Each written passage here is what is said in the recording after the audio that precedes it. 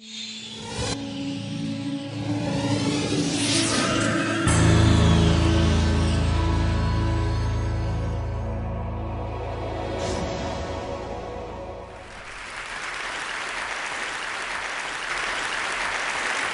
you. I have to tell you, I'm both challenged and excited. My excitement is I get a chance to give something back. My challenge is the shortest seminar I usually do is 50 hours. And I'm not exaggerating. I do weekends, and what I do more than that, obviously, coach people, but I'm into immersion, because how'd you learn language? You didn't learn it by just learning principles. You got in it, and you did it so often that it became real. And the bottom line of why I'm here, besides being a crazy mofo, is that I'm really in a position, I'm not here to motivate you, obviously. You don't need that. And a lot of times, that's what people think I do, and it's the furthest thing from it. What happens, though, is people say to me, well, I don't need any motivation. And I say, well, that's interesting. That's not what I do. I'm the why guy. I don't know why you do what you do. What is your motive for action?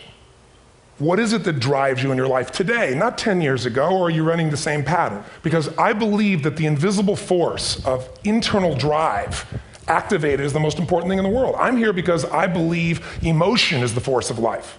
All of us here have great minds. You know, most of us here have great minds, right? I don't know if I'm in the category, but we all know how to think. And with our minds, we can rationalize anything, we can make anything happen. We can, I agree with what was described a few days ago about this idea that people work in their self-interest, but we all know that that's bullshit at times. You don't work in your self-interest all the time. Because when emotion comes into it, the wiring changes in the way it functions. And so it's wonderful for us to think intellectually about how the life of the world is, and especially those who are very smart. We can play this game in our head, but I really want to know what's driving you. And what I'd like to maybe invite you to do by the end of this talk is explore where you are today for two reasons. One, so that you can contribute more.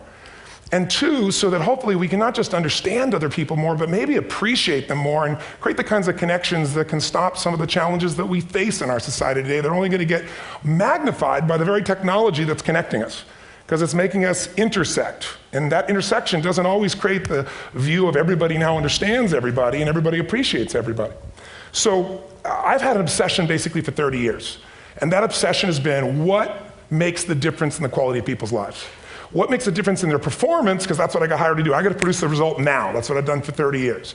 I get the phone call when the athlete is burning down on national television and they were ahead by 5 strokes and now they can't get back on the course.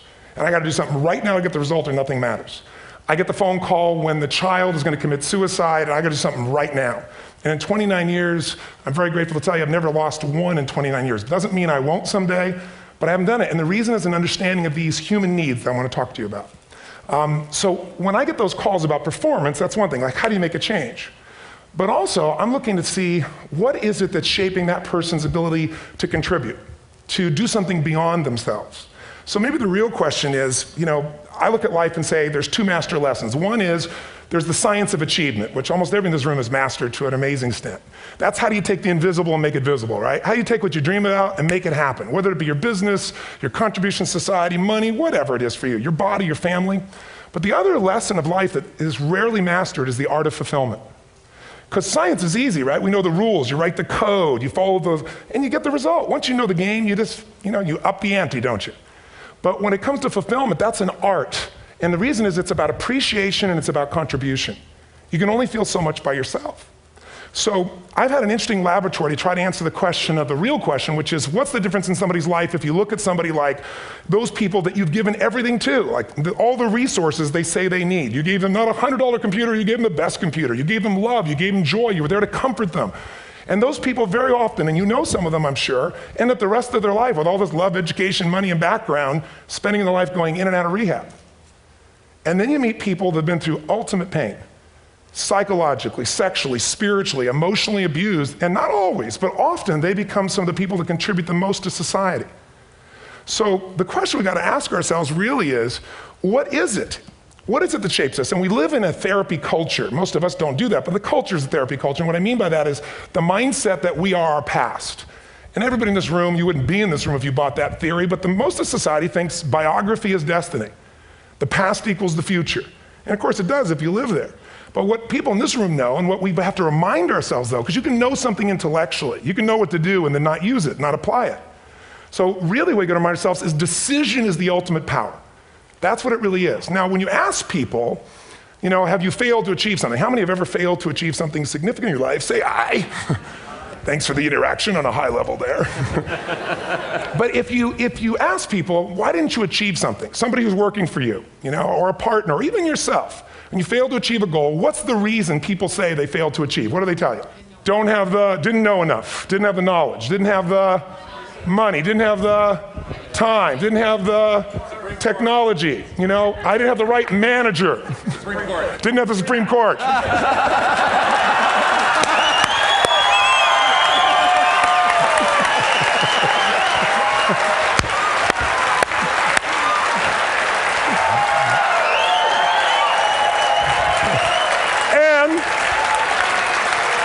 And what do all those, including the Supreme Court, have in common? They are a claim to you missing resources. And they may be accurate. You may not have the money. You may not have the Supreme Court. But that is not the defining factor.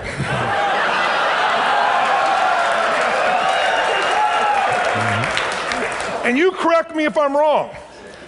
The defining factor is never resources, it's resourcefulness. And what I mean specifically, rather than just some phrase, is if you have emotion, human emotion, something that I experienced from you day before yesterday at a level that is as profound as I've ever experienced, and if you'd communicated with that emotion, I believe you would have beat his ass and won.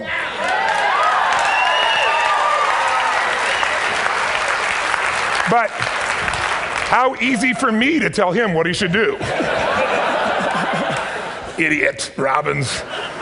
But I know when we watched a debate, at that time, there were emotions that blocked people's ability to get this man's intellect and capacity and the way they came across to some people in that day. Because I know people that wanted to vote in your direction and didn't, and I was upset.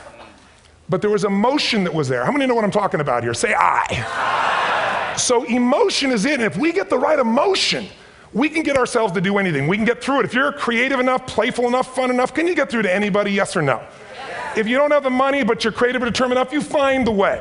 So this is the ultimate resource, but this is not the story that people tell us, right? The story people tell us is a bunch of different stories. They tell us we don't have the resources, but ultimately, if you take a look here, flip it up if you would. They say, what are all the reasons they have in common? We've said that. Next one, please.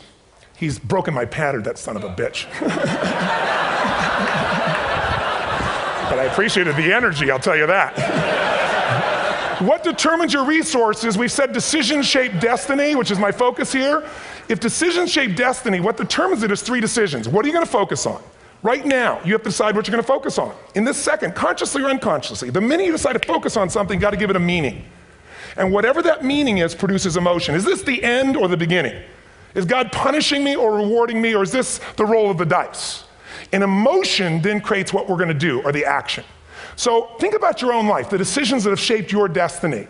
And that sounds really heavy, but in the last 5 or 10 years, 15 years, haven't there been some decisions you've made that if you made a different decision, your life would be completely different? How many can think of one, honestly? Better or worse? Say I. So the bottom line is maybe it was where to go to work and you met the love of your life there. Maybe it was a career decision. I know the Google geniuses I saw here. I mean, I understand that their decision was to sell their technology at first. What if they made that decision versus to build their own culture? How would the world be different? How would their lives be different? Their impact. The history of our world is these decisions. When a woman stands up and says, no, I won't go to the back of the bus, she didn't just affect her life. That decision shaped our culture. Or someone standing in front of a tank. Or being in a position like Lance Armstrong and someone says to you, you've got testicular cancer. That's pretty tough for any male, especially if you ride a bike. Right? You got it in your brain, you got it in your lungs. But what was his decision of what to focus on? Different than most people. What did it mean? It wasn't the end, it was the beginning. What am I going to do? He goes off and wins 7 championships he never won once before the cancer because he got emotional fitness, psychological strength.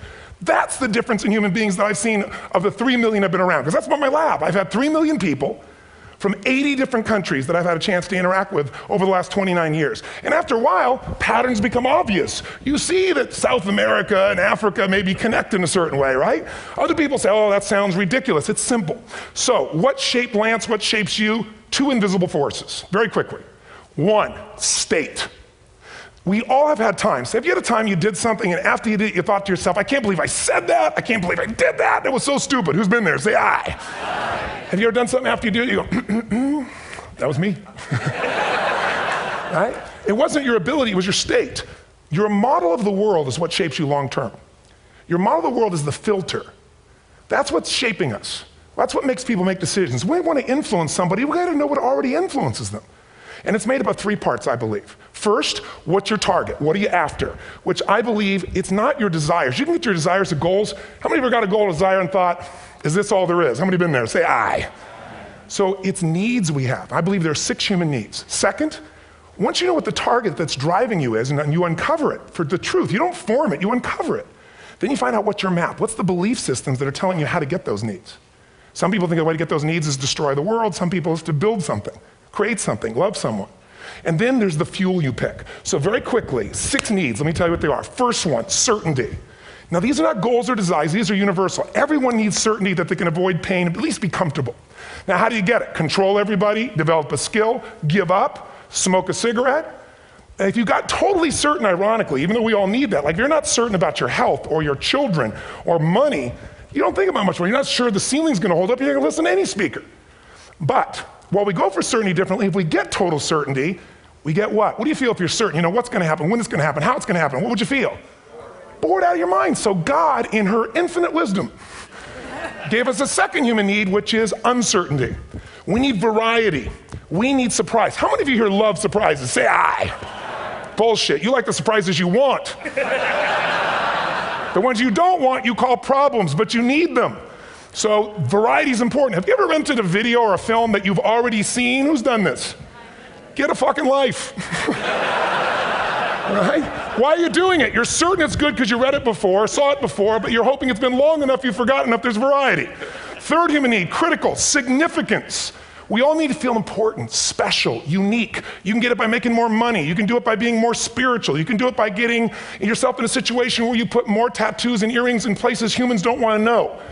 Whatever it takes. The fastest way to do this, if you have no background, no culture, and no belief in resources or resourcefulness, is violence. If I put a gun to your head and I live in the hood, instantly I'm significant. 0 to 10, how high? 10. How certain am I you're going to respond to me? 10. How much uncertainty? Who knows what's going to happen next? Kind of exciting, like climbing up into a cave and doing that stuff all the way down there. Total variety and uncertainty. And it's significant, isn't it? So you're willing to risk your life for it. So that's why violence has always been around and will be around unless we have a consciousness change as a species. Now you can get significance a million ways, but to be significant, you got to be unique and different. Here's what we really need. Connection and love, fourth need. We all want it. Most people settle for connection because love's too scary. Don't want to get hurt. Who here has ever been hurt in an intimate relationship? Say aye. If you don't raise your hand, you'll have about other shit too, come on. And you're going to get hurt again. Aren't you glad you came to this positive visit? But here's what's true, we need it. We can do it through intimacy, through friendship, through prayer, through walking in nature. If nothing else works for you, get a dog. Don't get a cat, get a dog, because if you leave for 2 minutes, it's like you've been gone for 6 months when you show back up again 5 minutes later, right? Now these first 4 needs, every human finds a way to meet. Even if you lie to yourself, even if you have split personalities. But the last 2 needs, the first 4 needs are called the needs of the personality, is what I call it. The last 2 are the needs of the spirit. And this is where fulfillment comes. You won't get fulfillment from the first 4. You'll figure a way, smoke, drink, do whatever, meet the first 4. But the last 2, number 5, you must grow. We all know the answer here. If you don't grow, you what? If a relationship's not growing, if a business is not growing, if you're not growing, it doesn't matter how much money you have, how many friends you have, how many people love you, you feel like hell. And the reason we grow, I believe, is so we have something to give of value. Because the 6th need is to contribute beyond ourselves. Because we all know, corny as it sounds, the secret of living is giving. We all know life's not about me, it's about we. This culture knows that, this room knows that. And it's exciting. When you see Nicholas up here talking about his $100 computer, the most passionate, exciting thing is here's a genius, but he's got a calling now.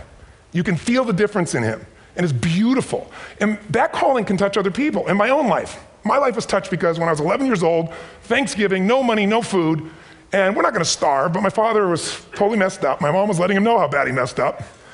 And somebody came to the door and delivered food. My father made 3 decisions. I know what they were briefly. His focus was, this is charity. What does it mean? I'm worthless. What I gotta do? Leave my family, which he did. At the time, one of the most painful experiences of life. My 3 decisions gave me a different path. I said, focus on, there's food, what a concept. You know? Second, but this is what changed my life. This is what shaped me as a human being. Somebody's gift, I don't even know who it is. I thought, my father always said, no one gives a shit. and all of a sudden somebody I don't know, they're not asking for it, this is giving our family food, looking out for us. It made me believe this. What does it mean? That strangers care. And what that made me decide is if strangers care about me and my family, I care about them. What am I gonna do? I'm gonna do something to make a difference. So when I was 17, I went out one day on Thanksgiving. It was my target for years, have enough money to feed 2 families. Most fun thing I ever did in my life, most moving. Then next year I did 4, and I didn't tell anybody what I was doing. Next year, 8. I wasn't doing it for brownie points, but after 8, I thought, shit, I could use some help. So sure enough, I went out, and what did I do? I got my friends involved, and I grew companies, and then I got 11 companies, and I built a foundation.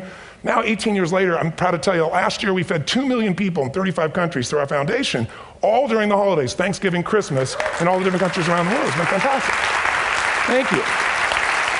So I don't tell you that to brag, I tell you because I'm proud of human beings because they get excited to contribute once they've had the chance to experience it, not talk about it.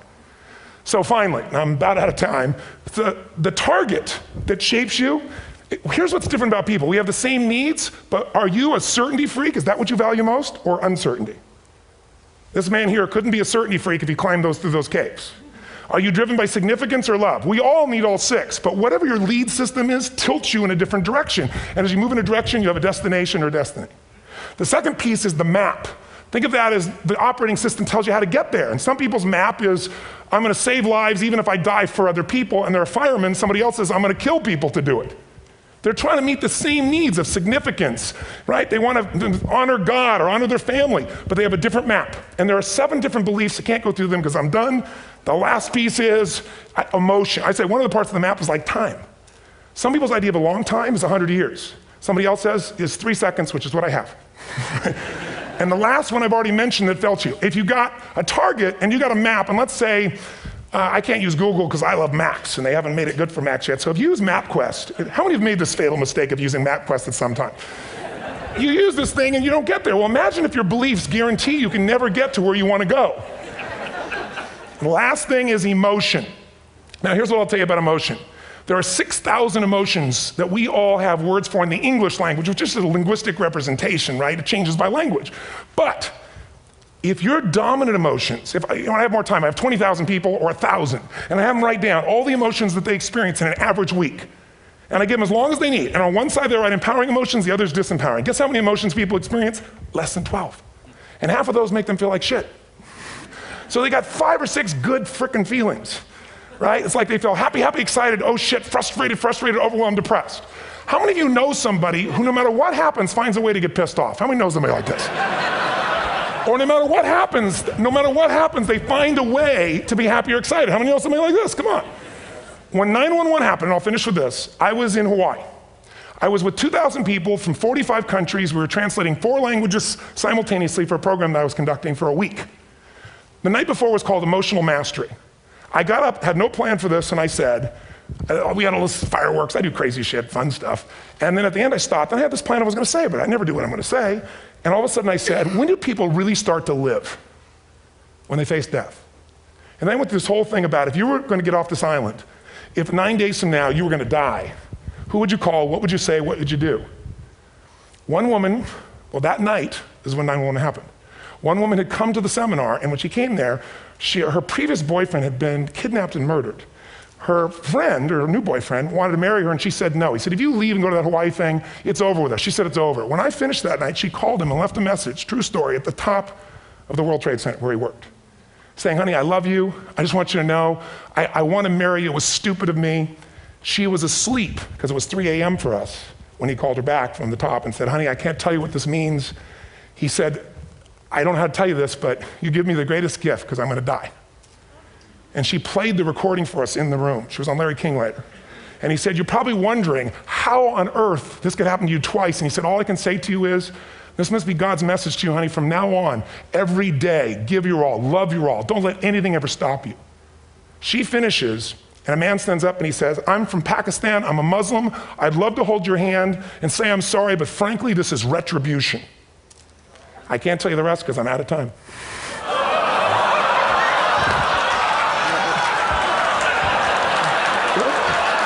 Are you sure? Finish the story.